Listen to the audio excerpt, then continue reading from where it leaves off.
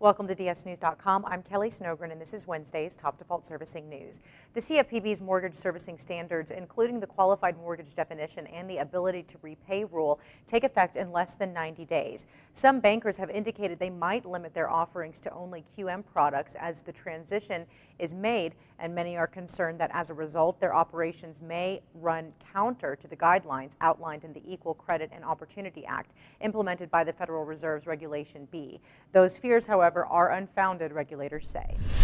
ECOA and Regulation B promote creditors acting on the basis of their legitimate business needs. Viewed in this context, the agencies do not anticipate that a creditor's decision to offer only qualified mortgages would, absent other factors, elevate a supervised institution's fair lending risk, end quote.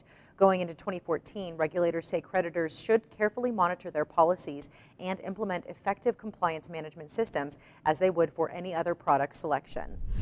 As the government works toward GSE reform, analysts at Keefe, Bruyette and Woods stress that reform for the Federal Housing Administration should also be a top concern. FHA's portfolio grew from about $400 billion before the housing crisis to about $1.1 trillion today, and the agency's mortgage insurance fund has suffered, slipping well below the 2% mandate required by law.